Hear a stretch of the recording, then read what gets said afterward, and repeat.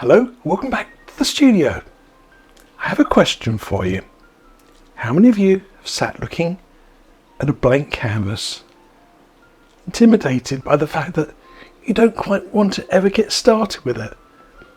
You've talked yourself into and out of the painting several times, and there's that sort of fear of actually getting started in case it all goes terribly wrong. You see, the problem is we build our expectations up so high sometimes. We put ourselves under so much pressure to produce a work of art that's worthy of great praise every single time. And it's just not realistic. Even if you practiced every day for 100 years, you're still going to have a bad painting now and then. You can't avoid it. The problem is that we often have this sort of creative block. Writers get it, artists get it, sculptors get it. Everybody who is in a creative medium will at some time hit this barrier. My solution is to simply break through. Get on with it. Start out with a little bit of a plan in mind. A nice reference photograph so you know roughly where you're going. Don't go into it blind. Get started. What's the worst thing that could happen? It just ends up being another painting stuffed behind the sofa. At least that's where all mine go. The sofa's quite a long way from the wall now, but it won't stop me painting another scene. So my advice is, go for it. Don't procrastinate. Don't talk yourself in and out of it. Too many times you just won't get going. I'm going to turn this blank canvas into a painting. I hope it works out because I don't have a chance of reshooting this a second time, so I'm under a little more pressure than I like to be. But I think it's going to be okay. Whilst you're here, I want you to tell me in the comments down below roughly how long you think it's going to take me to do this painting, because you might be quite surprised. Anyway, sit back and relax. Stopwatch at the ready. Happy painting, people. So here's my canvas, 16 inches by 20, and I've painted it with grey gesso, or acrylic if you choose. Here's my reference photograph. I've decided to use this because it has a lovely foreground with dappled sunlight, bright yellow-green colours in the background, and a lovely dark shaded area to the left. My background canvas colour sort of matches the background sky, but first I need to figure out the horizon line. I think I want it towards the top of my canvas, so I'm going to use some of this, some black gesso. But notice it also says acrylic. That's right, acrylic and gesso are very much interchangeable these days. I'll also be using some green and some yellow acrylic as well for an underpainting. And one of my favourite things to paint with is a piece of old sponge and a couple of brushes. Here on my plate you see some sap green and some of that black gesso or acrylic. You can blend them together on the plate, and I just like to tap my sponge into it to get a little bit of a feel for it, get some sort of texture. I even try playing on a little bit of spare paper to one side, make sure my sponge isn't all blocked up with paint. The first thing to do is to drop in the horizon line. It's important to know where the distant part of your painting is going to be, the midground and where the foreground will be. So always try and set out this line first. I then use my sponge, again dipped in some of that lovely dark green paint, and I just really mark some positions, like where this tree might be in my painting. I want to pick an area to the right now. Again, I'm just trying to get position here. I don't fill it in too dark to start with. This is really more like a sketch at this stage. I also want to preserve some of the background grey colour for the sky. As you see, there's a little bit peeking through here and there. Before I go too dark, I now stand back with my reference photograph and see how things are developing. as you see, I'm going to start working on this area to the right a bit more, increasing the depth of colour. On the left hand side is this big dark tree, and I think that's going to give me a lovely bit of relief against that lovely bright background.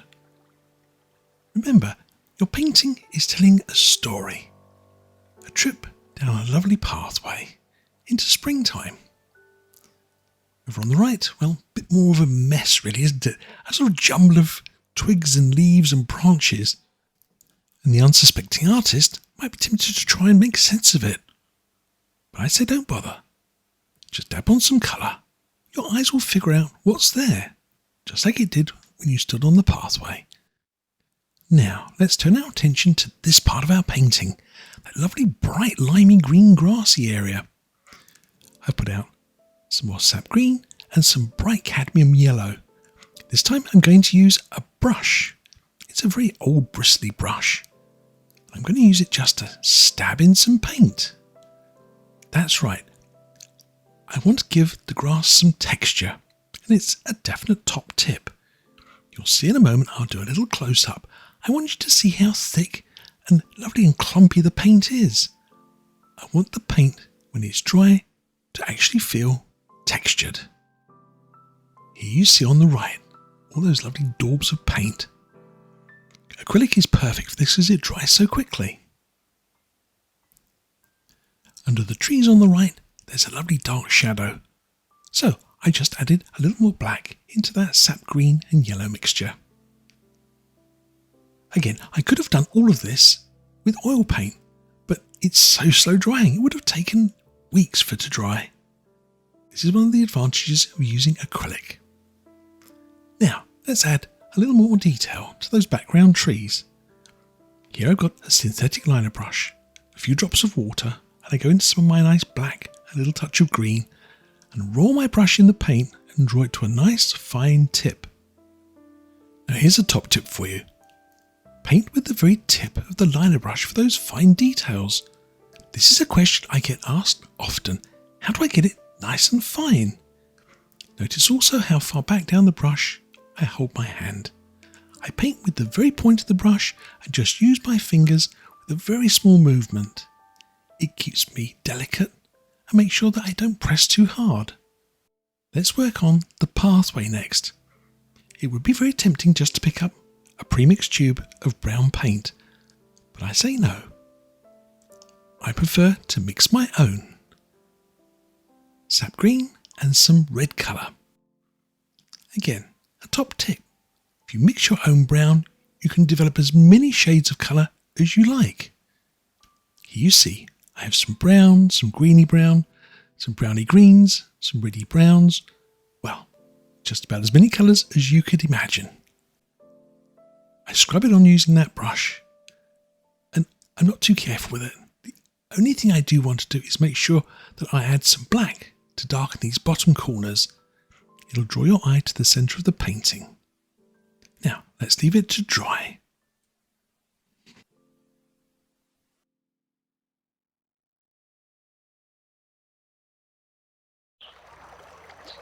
Some days it's just too nice to be indoors.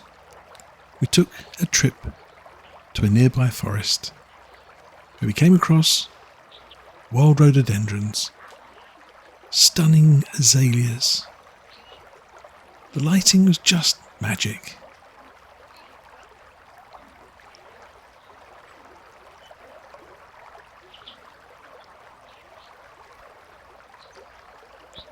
As we stood and drank in the atmosphere, our ears were filled with birdsong.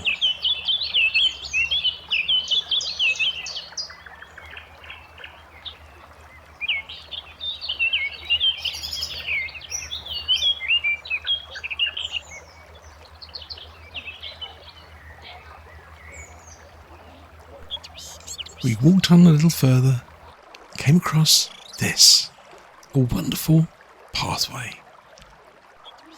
The subject of this week's painting. So here's my painting after just 30 minutes. As you saw, I really went for it.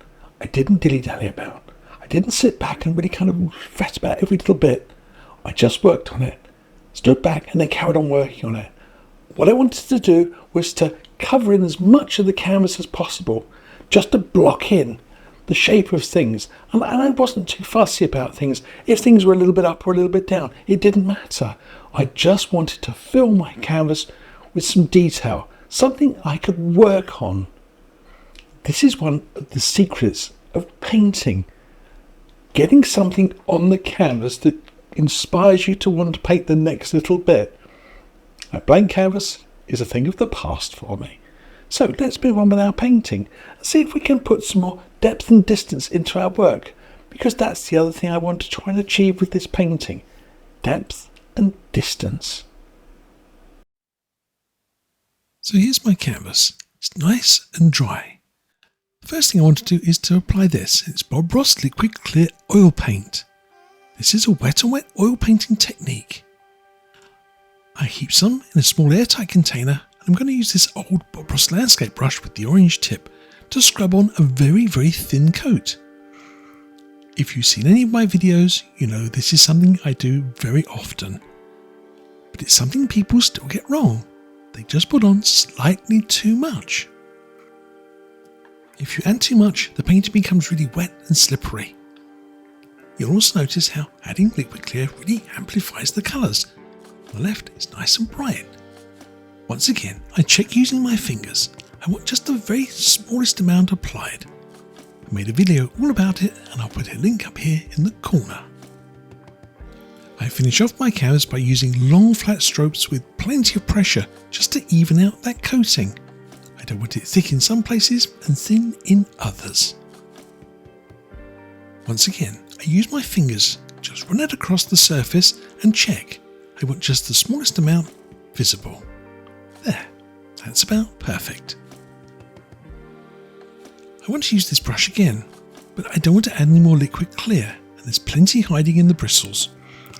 So I dry clean on some paper towel. The green colour is just a stain from old paint.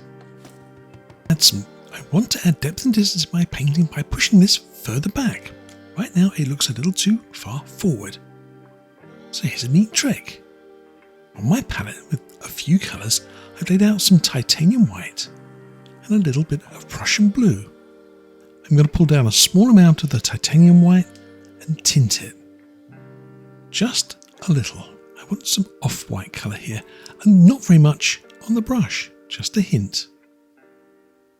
Now, titanium white paint is opaque. In other words, if you put it over something dark, you can't see through it. But here's a neat trick. If you apply it very thinly and scrub it in, you can still see something through the background, but it's quite subtle. In fact, if you add too much, it looks like a foggy day. I had quite a challenge filming this because in real life it did look quite foggy, but on camera it looked just about right. So you see, I've added that little foggy effect to the background, pushed that area back, but I can still clean off some with a cotton bud. It brings these areas slightly further forward. As I said, it's a subtle trick. Now let's start working on some of the mid-ground trees, and for this I want a nice clean fresh new brush. I go through some cad yellow and some sap green. Notice how I pull it forwards to make a sort of curtain of colour. I'll even add a tiny touch of titanium white to one side. Once again, I keep pulling my paint towards me and then I push back into the colour, and I favour one corner of my brush. This is the corner I'm going to be painting with. Now, see what happens to that corner. Tip my brush slightly at an angle, not completely over, but I want to just add some highlight to this corner of my tree. It's closest to the sunshine, and it's brightest. I just touch gently with the brush and let all those lovely bristles deposit little tiny dots of paint. That's it for the bright highlight. So now I have to add a little more sap green to darken the colour. The photograph tells me that the light was very much overhead, so the brightest part of my trees is always going to be the top corner. As I work down and to the right, I darken my colours. Once again, I'm using just the corner of the brush. Very gentle pressure, just touching. As I load my brush with paint, I force the bristles apart. Now you see I'm pulling more sap green into the colour. Once again, pressing back into the paint to open the bristles, working further and further towards the right. Notice how I try and paint one part of my painting at a time. Think about how an individual branch lays across the painting. There was one branch. Now let's add another. Try not to just work in a random pattern, just adding blobs of paint here and there, but think about how individual branches sit in the painting. I'll save some of the dark areas underneath here for a lovely deep shadow. You see, I've switched corners. I'm now working on the right corner of my brush. I want to do a little more dark green for the right hand side of my tree. So, left hand corners for the left hand sides of trees and right hand corners for the right sides of trees. Once again, I switch backwards and forwards between highlights and shadows. It's very useful being able to double load your brushes. It saves having to stop and keep washing them. If you're enjoying my tutorial, give it a thumbs up. Every time you click that little button, it tells YouTube I'm doing something which you like, and they'll share it to other people. The more thumbs up, the more likes, the more my channel will grow. Thank you. Now, here's a nice close-up shot of the end of my brush. You can see how I forced the bristles apart and loaded just the corners with either highlight or shadow. Opening up the brush means you can do little individual touches of highlight and shadow, like this. I'm painting one leaf at a time almost. It's amazing what you can do with a big brush, properly loaded with paint.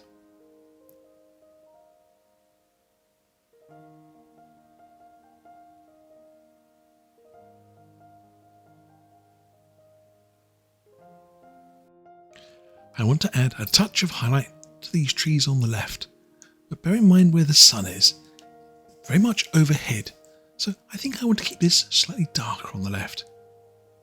I don't want there to be too much competition between highlights, so just a touch here and there is all I need. As in the reference photograph, I want to keep this part of my painting really nice and dark. I separate the trees up by keeping a little bit of the dark green underpainting to separate the two parts of the painting, but I don't want it to form a sort of line. So here and there I break through. I allow one tree to overlap slightly into the other. Again, it's a neat trick, but saving this little bit of dark here and there really makes such a big difference to the finished painting. Now let's have a look at this background grass. It's really eye-catching, bright green, limey colour, and that's what I'm going to paint with this brush. It's a filbert brush, and I'm going to use its nice stiff bristles to create sort of texture.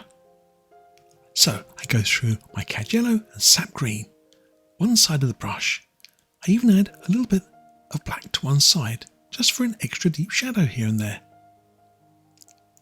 Tap your brush on the palette and get a feel for the paint. It must be sort of nice and sticky. I'm going to use the same technique when it comes to adding blades of grass to the painting. Here you see I'm using the brush on its edge, just touching the painting carefully, leaving a little imprint of the bristles. I have one side slightly brighter than the other, so I can do a highlight and a shadow with the same brush. I always start painting the grass that I think is furthest away in the painting. That way you can add successive layers without touching the previous layer. You'll find out if you get it back to front, you'll end up smudging the grass you just painted. Now, let's increase the value a little more. I've added a touch of white to my cad yellow. I want this grass to be catching full sunlight, bright and green and fresh. It's tempting to want to add a lot of paint and to cover up all those lovely dark areas, but try not to. Leaving a little dark here and there makes your painting really come alive. it gives it a lovely 3D effect. You'll see here, I leave a little touch of dark green. Remember, I textured this surface, which means that where I touch with the brush, it leaves some colour, and occasionally it doesn't. It's a technique which I think everybody should try and learn when they're adding lovely highlights to a painting.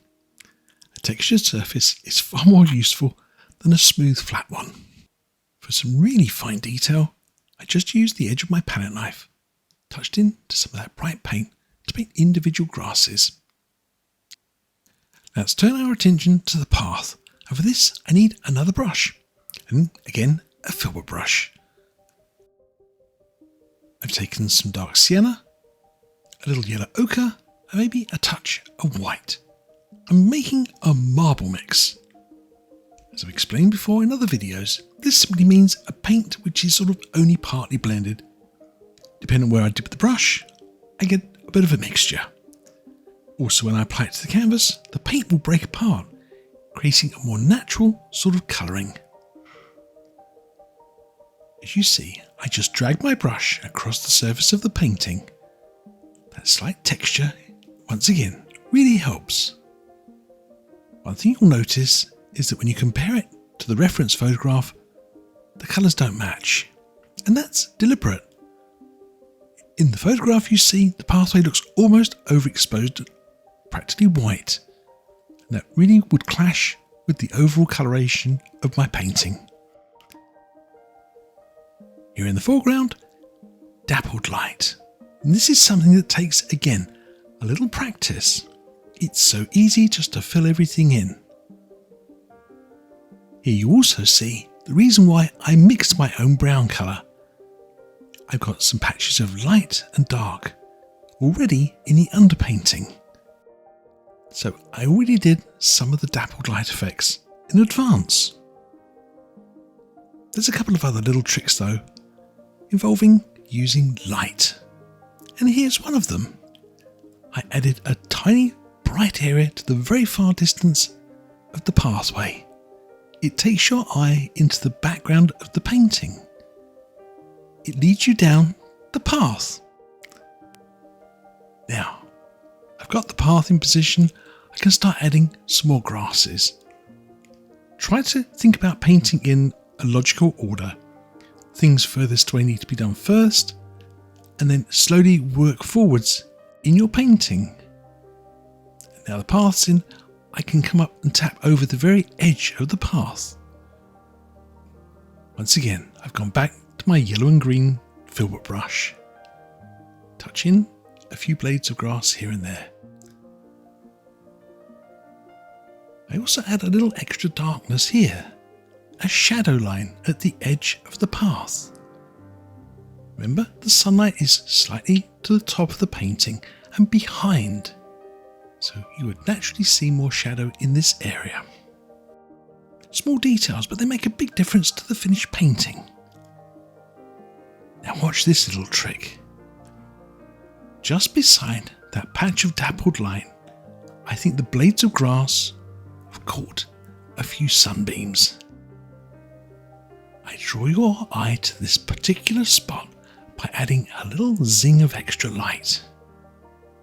It's a bit like magic. Drawing the viewer's eye to a spot with a few touches of light, a few zingers of grass. That's it. That's all there is to it. You just have to sit and study your reference photographs. I'll do a little bit of time lapse through this next section.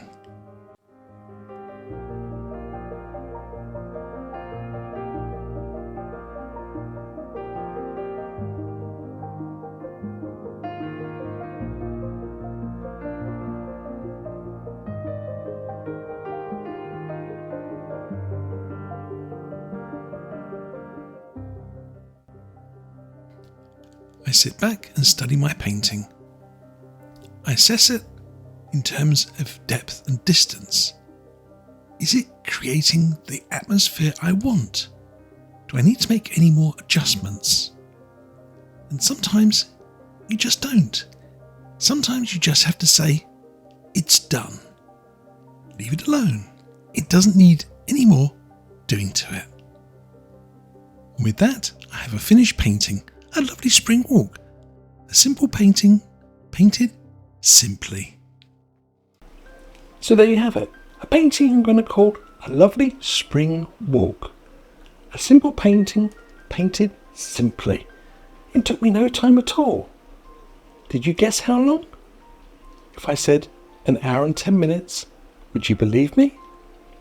You should, because that's exactly how long I took from a blank canvas to a finished painting. Sometimes we put ourselves under pressure for no good reason at all. But don't move, because there's some more lovely paintings for you to watch coming along next. Happy painting, people.